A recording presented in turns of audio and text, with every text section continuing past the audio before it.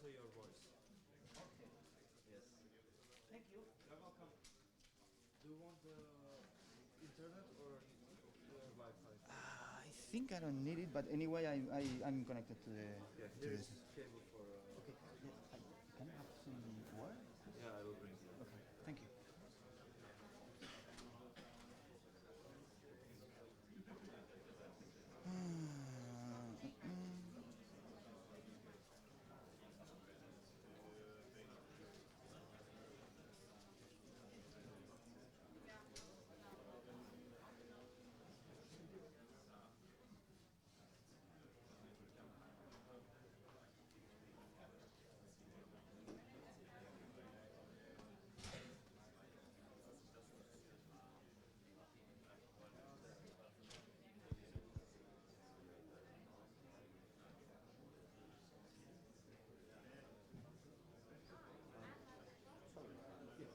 Should I start at 3?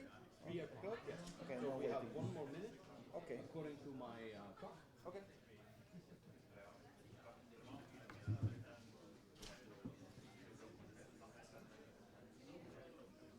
Oh, thank you.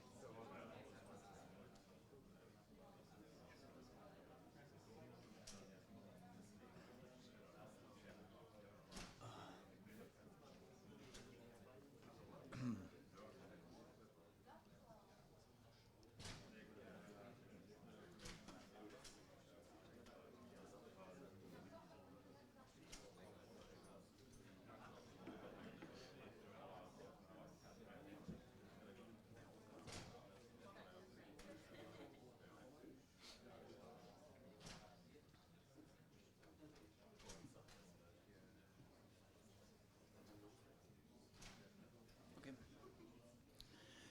Hello. Um, Welcome everybody. Thank you for coming to this session. We will talk about Form API. English is not my mother tongue, so please, I hope that you understand me properly. If you have any problem, please ask me or stop me, and maybe I'm saying something wrong every time, so you can tell me. Okay, so my name is Ricardo Sanz. I'm a Drupal developer and DevOps. You can find me as Tunic on Drupal.org and Sanzante on Twitter. I'm one of the founders of Metadrop. Metadrop is a Drupal strategy and consultancy company based in Spain. We work in challenging projects worldwide. We are very community oriented, and we strongly believe on the open source and its values. And well, you may find us involved in the ECQs. And well, we like to face complex problems like the Form API. First, the walkthrough on this session. I'm going to introduce the Form API. Then we'll show you a very simplified workflow of the Form API. Then we will talk about the Form API stages. Then about the cache, that we may say persistence, Ajax requests, and finally we'll see a complete workflow. And then I would like to highlight some key points of when we work with the Form API. Well, I guess that all of you know what is Form API. It's just an abstraction of the HTML forms. It allows you to handle submit, persistence, altering and rendering forms. It handles things like security. That's very important. It handles also Ajax in forms, and also allows to alter the forms that already exists in Drupal or created by other modules. And of course, it takes care of the safety of all the operations. And of course, it allows you to create your own custom forms. How is this done? It's well, mainly there is service that handles the form builder, that has many classes involved, like the form builder itself, form validator, form submitter, form base, etc. There are a bunch of them. And each form has a class that implements the form. It extends usually the form base, and it's the class that creates the initial form.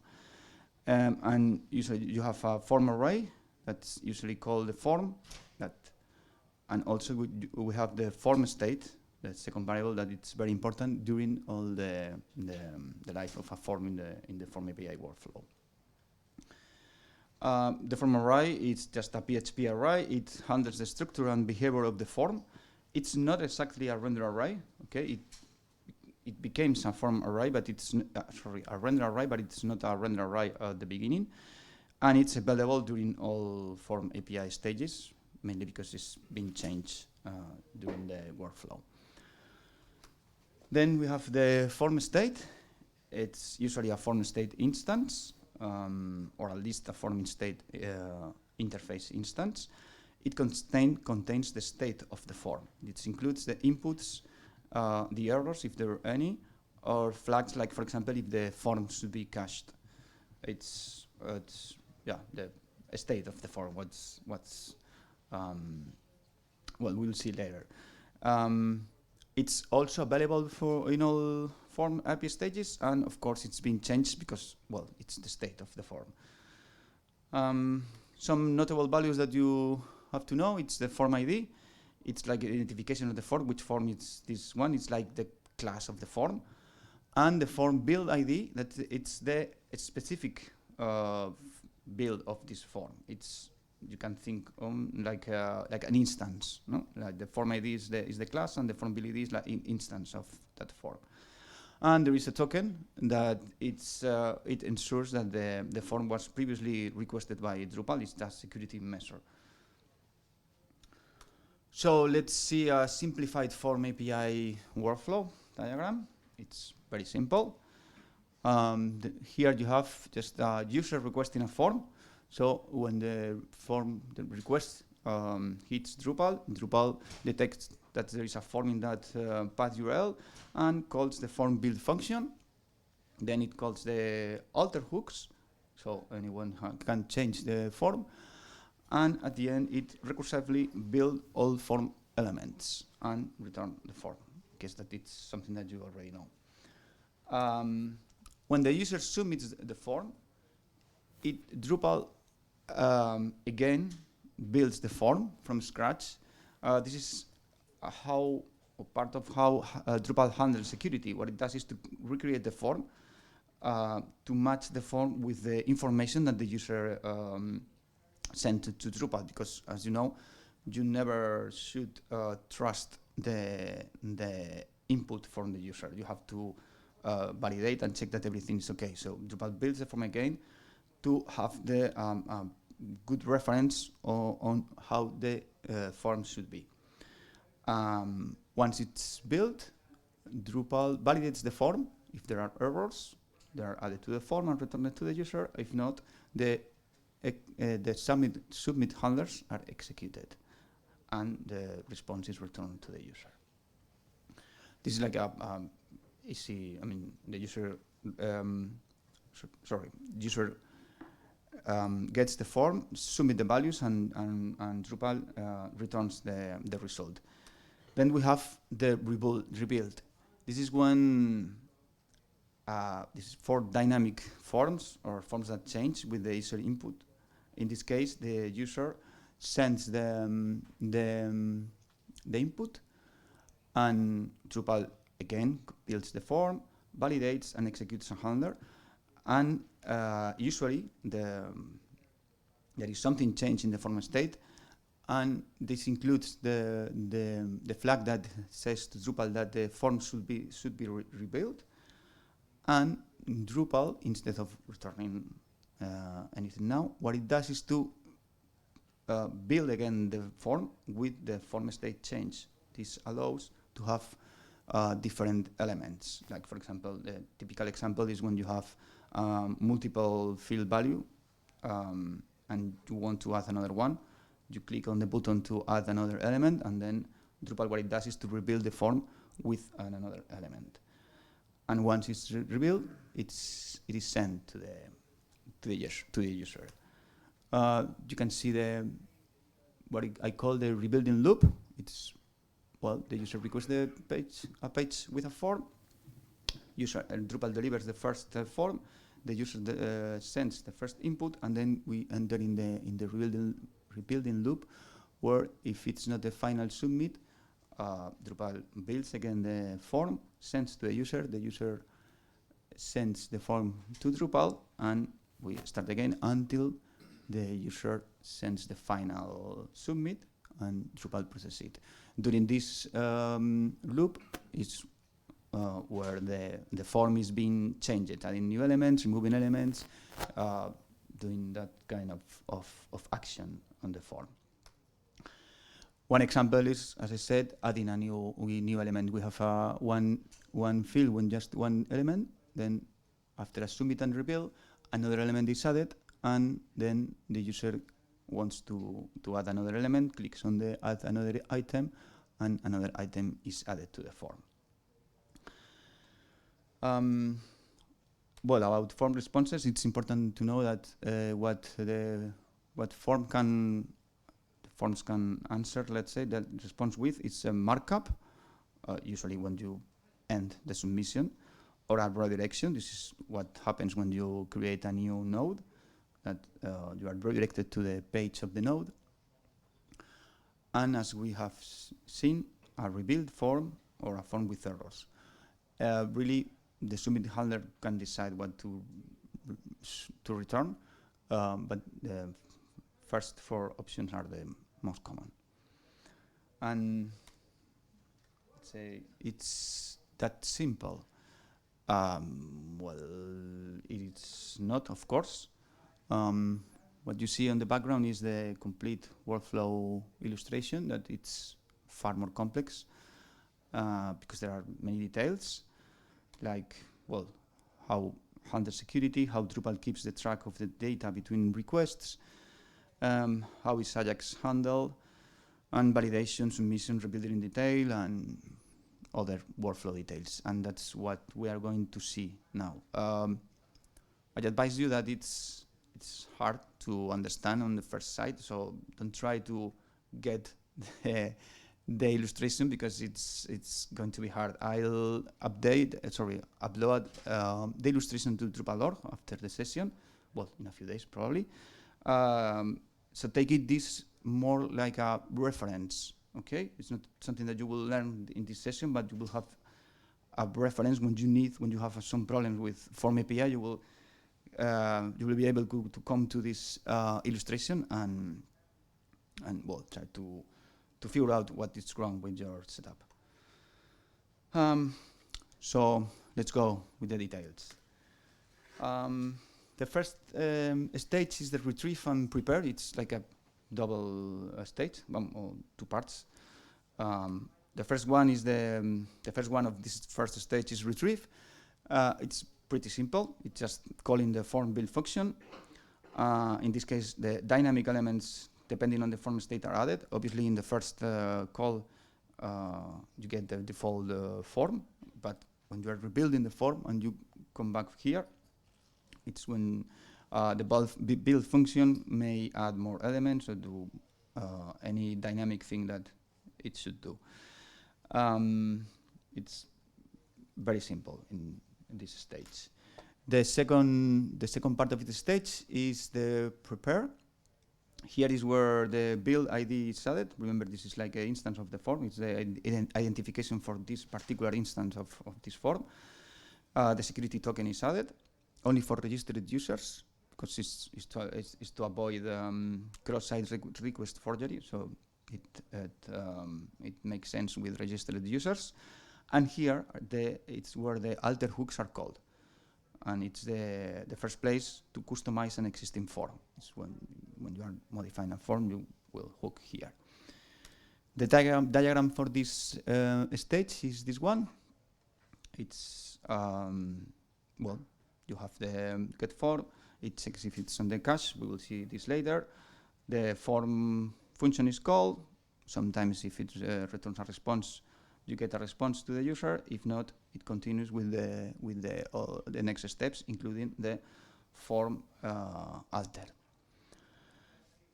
What is the output of this stage? Well, a build form. Remember that it's not a render array yet. It's a structured form. but it's completely built. All dynamics elements are in place, and all alterations are in place. And internally, Drupal, it calls it unpersist form. You probably won't see this in the documentation, but it's how the code name is.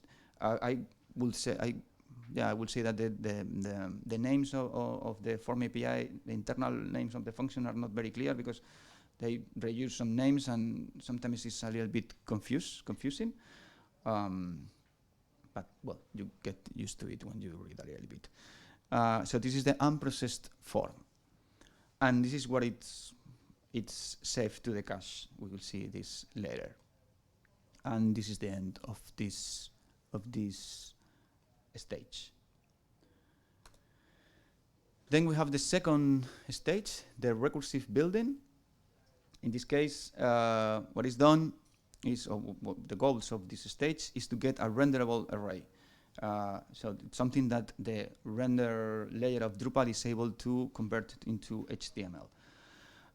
It also collects the inputs of the form. It could be the default values or the ones that the user sent. At the end, those values are the ones that are going to be displayed in the form when the user sees the form, or the ones that are used in the validation and submit function in the next stages. It also detects which button was responsible for triggering the submit, if any, and detect which validate handler is going to run if we get to the validation stage. Here we have some options to we'll say modify or tweak the form. Is not a way to alter the structure, but to make some change using the process callbacks and the after build callbacks. We will see in short. We have to understand that those are not standard alters. It's as I said before, it's not for changing the structure in general or the main structure. This stage, you can see the diagram here.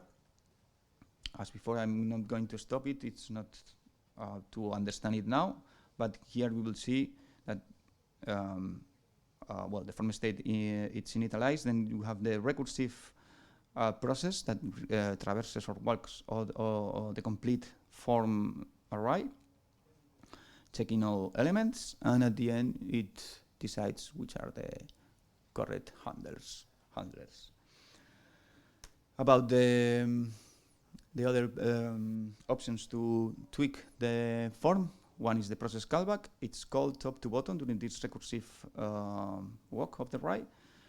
It's usually used to expand elements to multiple elements. The typical example is, for example, checkboxes. When you have a checkbox in the form array, you only add one element that it's just a form with one property with the different options.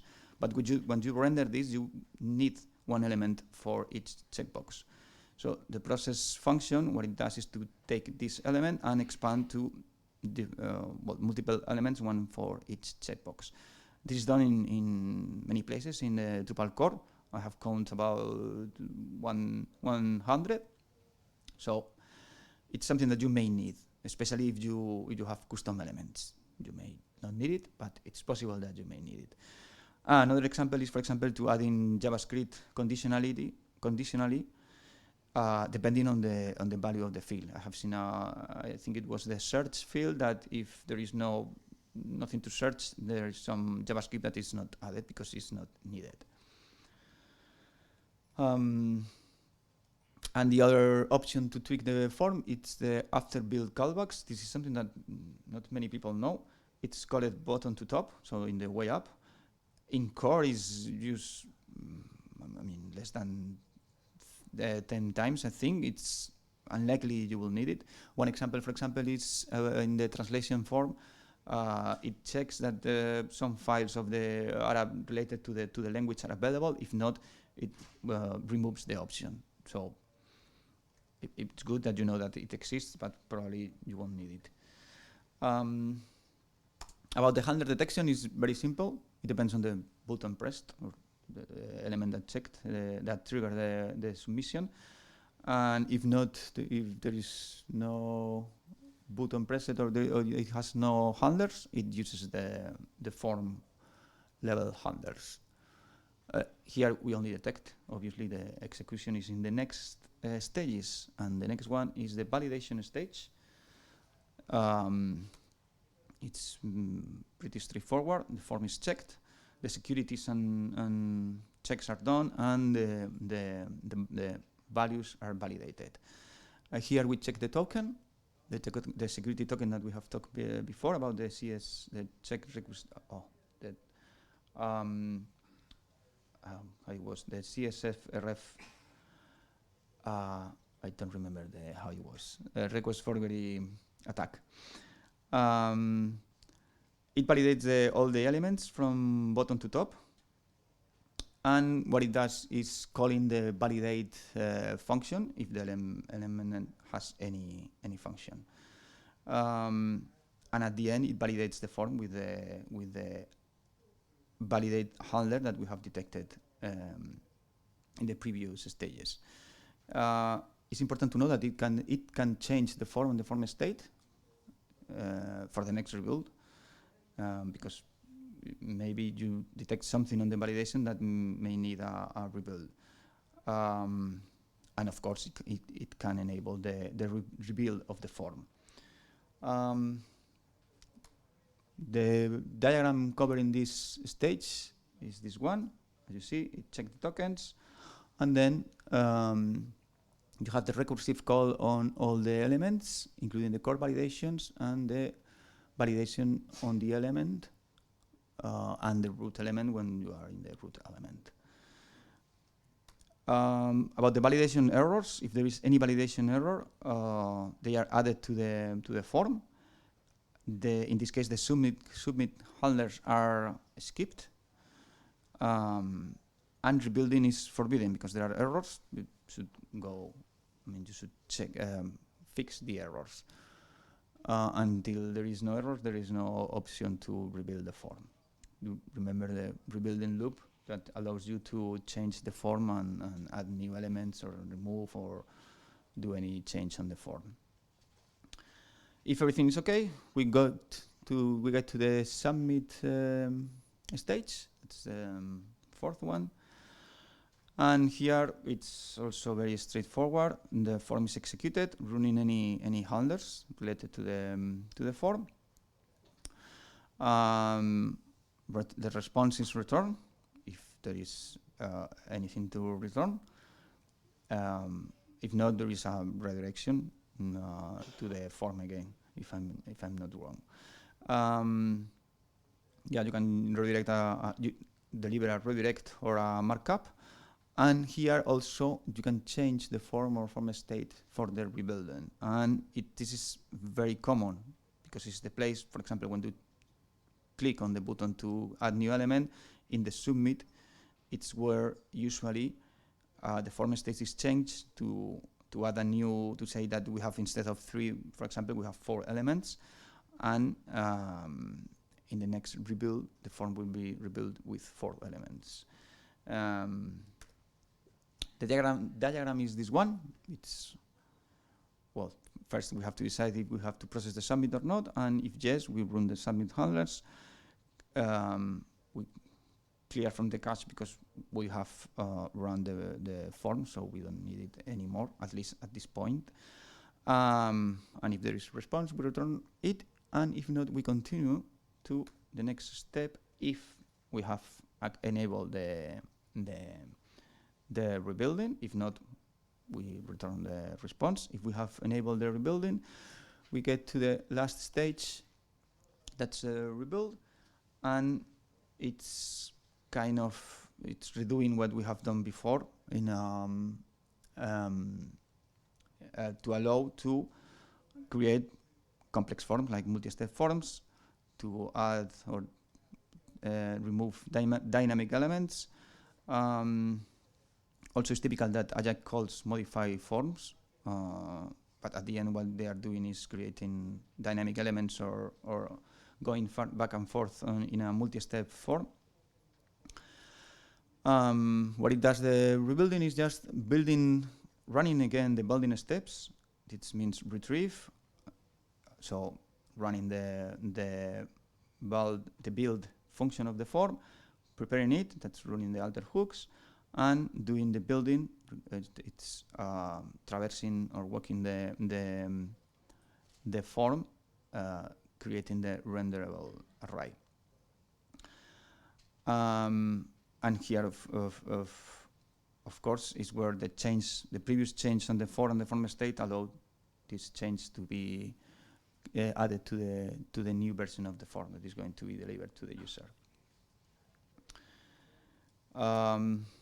This is the diagram. As you see, we first do the retrieve form, then enable caching. We will talk about caching later in the next slide because it's a special case, and prepare the form and build it. The cache, or I would say persistence, because it's not exactly a cache, because usually the data in the cache is something that you can recover if you lost the data. No, that's the idea. But in this case, it's data that you may not be able to recover, because if the user did some change on the form and you lost the change of the user, there is no way that you can recover what the user did unless the user repeats the steps. So I would say that it's the persistence mechanism of the forms. It allows, again, for complex forms like Ajax, multi-step, and dynamic elements. The good thing is that usually Drupal takes care of it. It's auto-enabled when needed, but in some cases you may need to enable it. Okay. What it does is to save the form and the form state. It's important to note that the form state only a set given of properties are saved. You can check the get cacheable array to see which ones are, but really what you have to know is that if you want to save a value in the form state, you have to use the crude functions that are very simple, just get, set, and check if that value exists, and Drupal takes care of it. Previously in I don't remember if it was in Drupal 6 or 7, people used form array and a slightly different form, but now I think the good way is just using the form state. And about Ajax requests, they are usually something complex when you start to play with them, or it seems complex, but at the end, they follow almost the same workflow as the non-Ajax requests. It's important that what they do, it's at the end when you have to return a response to the user, they call the Ajax callback function that you have defined in your form, and that function is what collects what you need to return to the user. It's also important to know that the Ajax callbacks can return Ajax commands. That if you don't know them, they are pretty powerful. But what you can do is return actions to the front end, and the front end may do, I don't know, creating new elements on HTML elements, or adding a new message, or you can do a lot of things. It's very interesting. And about how to do an Ajax request, there is an element that triggers the Ajax request. Then Drupal builds the form again, validates and executes it. During the submit, usually there are some changes in the form state, and the rebuild is enabled. During that rebuild,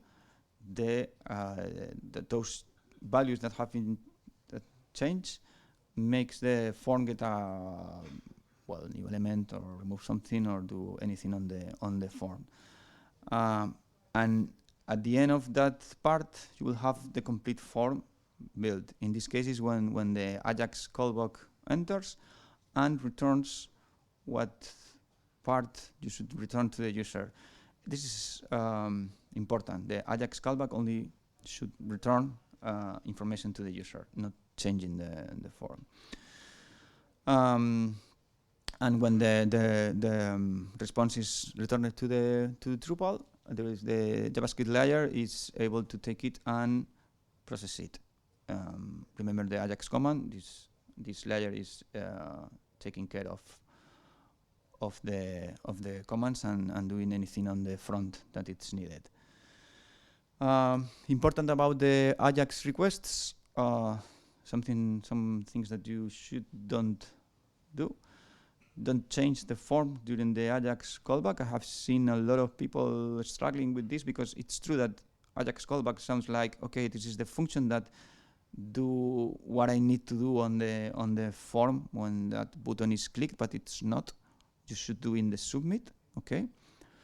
The Ajax callback, what you should do is to collect the results. And it's true that in some parts of the Drupal documentation this is not clear. So take care with this.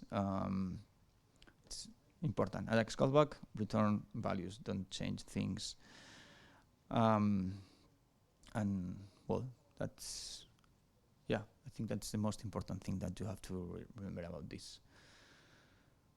And now this is the complete workflow illustration. This is I did this for the Drupal 7, I think 8 or 10 years ago. Drupal Evolve, it's quite similar, but it's not the same. This is it. It's, as you see, it's, well, not easy to get all the details in just one at first sight.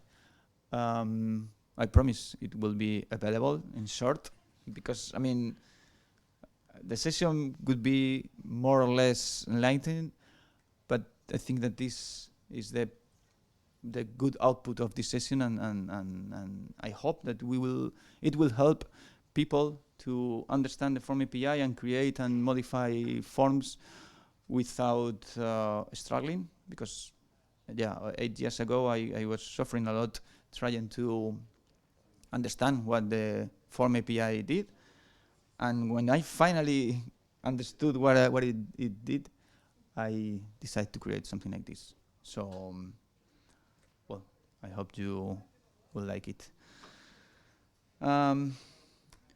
Some notes about this: there are simplifications. So that diagram it doesn't have all the information. For example, the patch and the programmed forms are not covered. They are not very different, but there are some edge cases. There are some details that are not shown, of course. For example, how the HTML ID are handled, it's not something that it's in that diagram, and it's a little bit complex, and I think it's not very important for changing the form, but maybe one day you will have a problem, but it's impossible to add it to the diagram. Some edge cases and some security details and more other details. And some key points about the Form API. The forms build function and the alters are for the big change or for the big setup of the form. Is where really the form is created. The process and the after builds callbacks are for adjustment and tweaks. Don't try to do something strange in the process because maybe it's not the place. Because you have to take into account that there are some things that have already done on the workflow pipeline. So if you change something in the process and you think that Drupal is going to process it again, it's not going to happen. So process and after builds are for tweaks and adjustment. Use the rebuilding loop for dynamic forms or complex forms. Use the form state to store your own variables. Again, use the Ajax callback to return response, not to change the form. And also check the Drupal examples module. It's great. There are about 8 examples, I think, about the Form API, including wizard, multi-step, Ajax, and many things. It's very interesting. Not only for the Form API, there are many other examples. It's a module that people tend to forget, but when you are coding with Drupal, I think that it's important at least to check it, because you may find something interesting. And that's all. Thank you.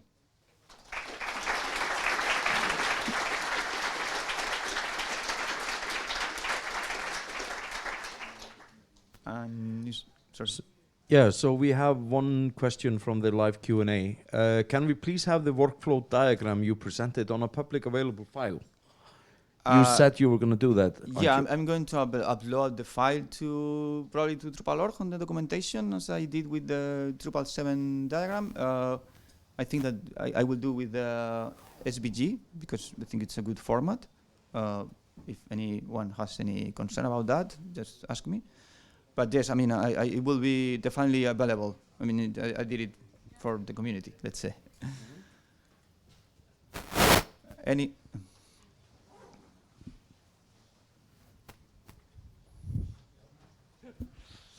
Yes, it's about refreshing a form with new fields. You said that we cannot use Ajax callback.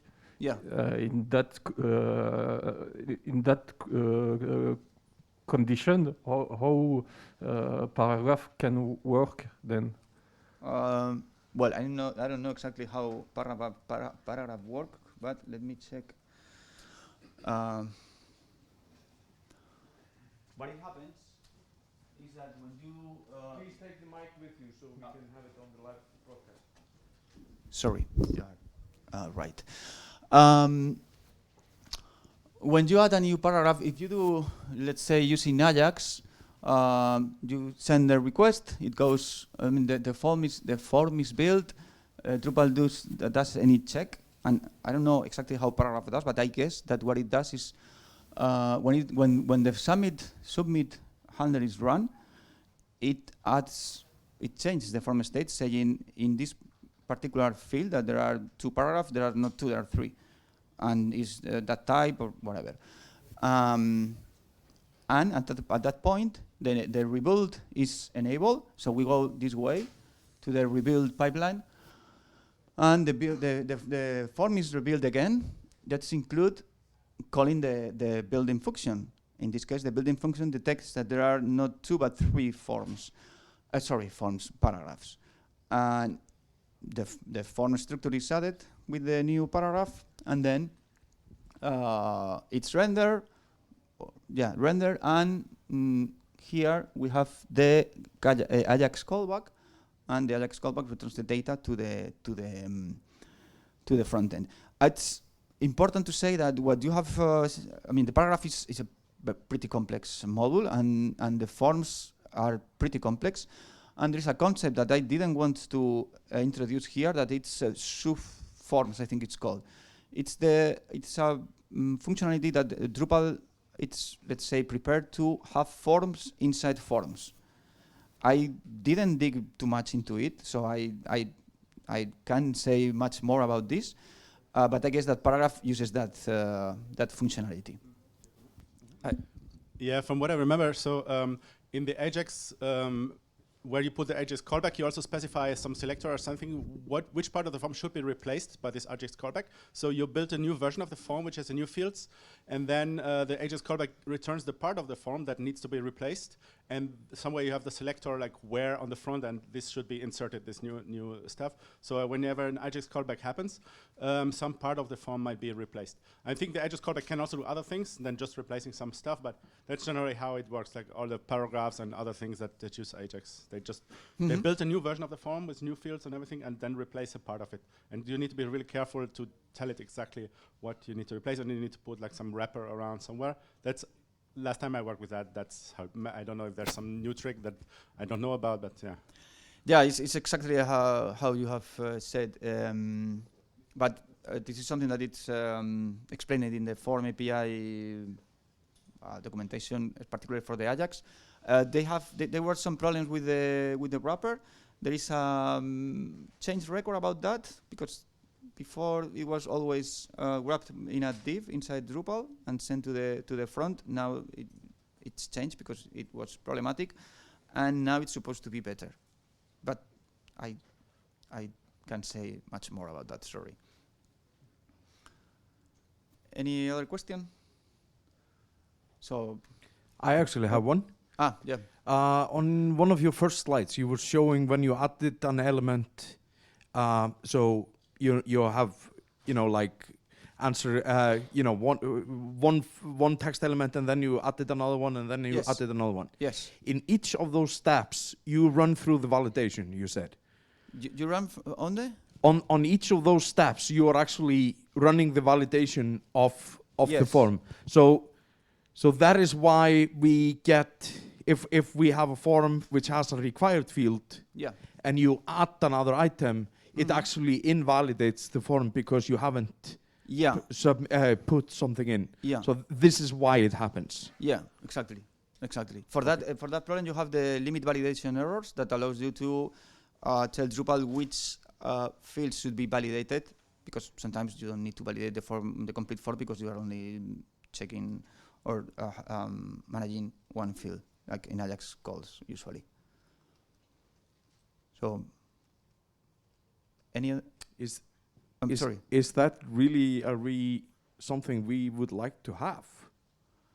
Because sometimes the errors can confuse the user. But in that case, you should use the limit validation errors. For example, if you want to add a new element, in this case, you want to add a new element. You really don't care about the other values of the form because they are not used for anything. I mean, of course, you can mess all in your submit function because you are accessing I mean, for example, you say that don't validate this field, but your custom code in the submit function access that field. That's something that you shouldn't do. But in a proper way, you will say to Drupal, okay, don't validate anything apart from this field that I'm working on. Then on submit, you do whatever you want with that field, and then send to the user only the rendered part of that field. I don't know if this answers or.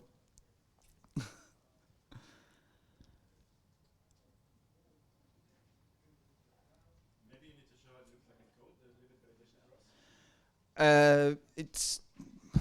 I mean, I can show you. I don't have an example on code at hand. I can search on Google, but if I'm done wrong, what you do is you say to Drupal which fields should be validated. It's kind of dangerous because if you only have, I mean, you put one field, any other field are not validated, so you shouldn't touch them.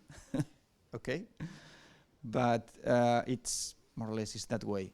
But let's say that it's out of the scope because I was focused on the workflow and the particular uses of, for example, that thing. I don't remember exactly the details, so I don't want to say something that it's wrong.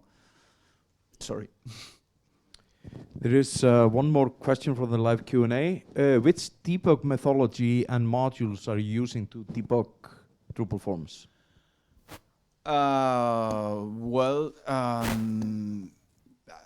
it's a long time since I didn't debug, but I mean, apart from Xdebug, I mean, you should use Xdebug in when you have to debug something that you don't know what it's doing, because Xdebug shows you step by step running each line what is happening. So I think it's the best way to debug a form. Sorry, I think I stepped on the cable. Hello? Oh. So to debug using Xdebug and nothing else, I think. Maybe if it's something related to one module, you should check what tools you have for that module. For example, for paragraphs, I think there are some ways to debug it. But I don't know, Xdebug, sorry. Yeah? Yeah, with Xdebug, absolutely use conditional breakpoints. Stop. Yeah. Yeah, if you want to debug forms, is it on? Yeah. Okay, you definitely need conditional breakpoints because if you put your breakpoints in the shared code that is called 100 times for different fields, then you need to select by the element name or something, and then you can catch exactly what you want instead of having to stop over and just see some stuff you don't care about. But you're talking about the functionality of the of the editor that allows to have. Normally in your ADE or somewhere where you actually use the Xdebug. Or there is a dirty trick that you edit to hack the core and you say if this condition is whatever. You can make the condition inside your code by hacking the code. I mean, you can do that. It's like the poor man. True. Conditional breakpoint. True. Yeah, but I mean, at some point I didn't know about that, so that helped me to learn about the conditional breakpoint. It's good. It's good. Thank you.